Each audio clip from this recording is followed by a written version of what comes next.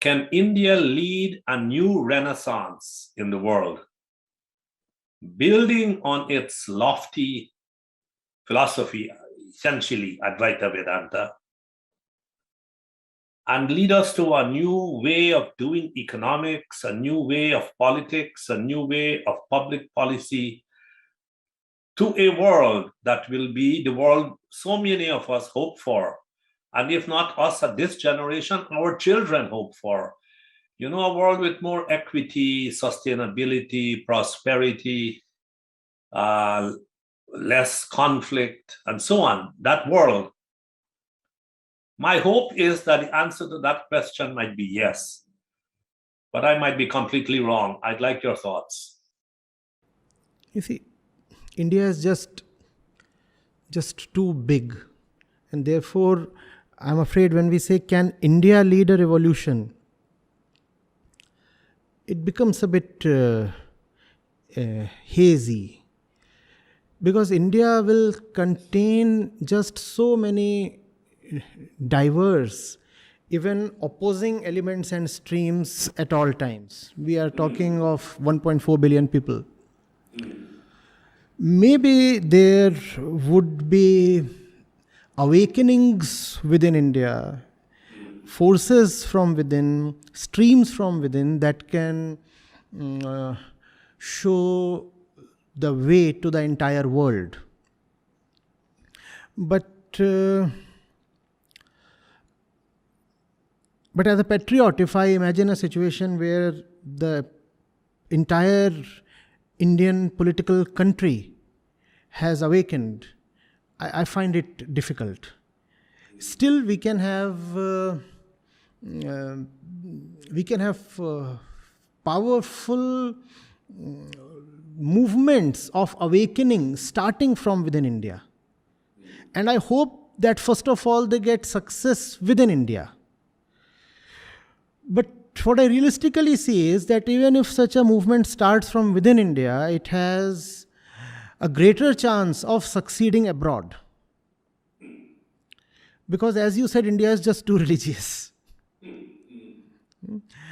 I really share your hope, but realistically, I do not see the first successes coming from within India. So, as far as the initiation of such a movement or such an awakening is concerned, chances are very high that something can happen from within our nation.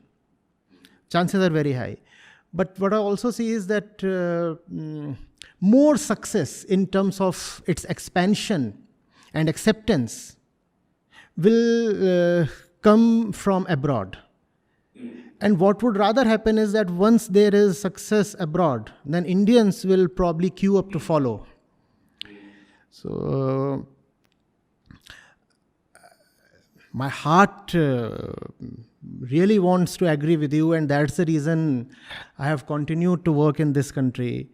I could have taken the decision to shift my base to other places where conditions are much more supportive.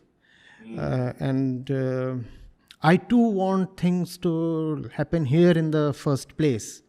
But because I have been trying since over a decade now, so I know how difficult it is to deal with a mindset that's frozen in time, that has become a hotbed of all kinds of confused notions.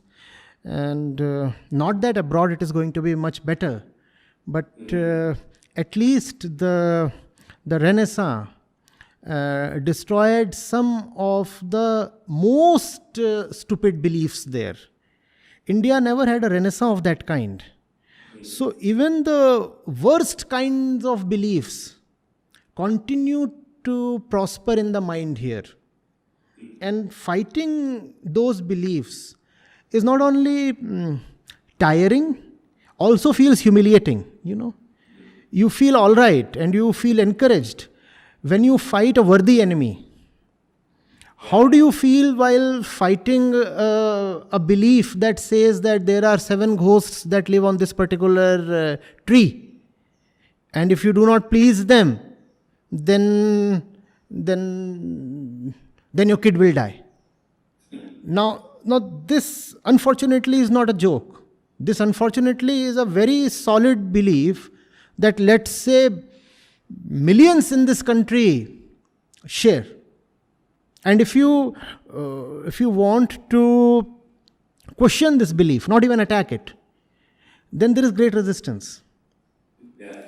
So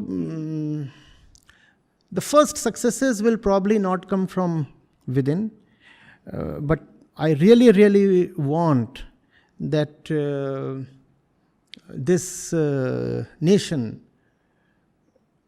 that has given core spirituality to the entire world does not remain or end up deprived of its own fruit. Diya tale andhera. I don't want that to happen, but it's an uphill task. It's an uphill task. Let's see.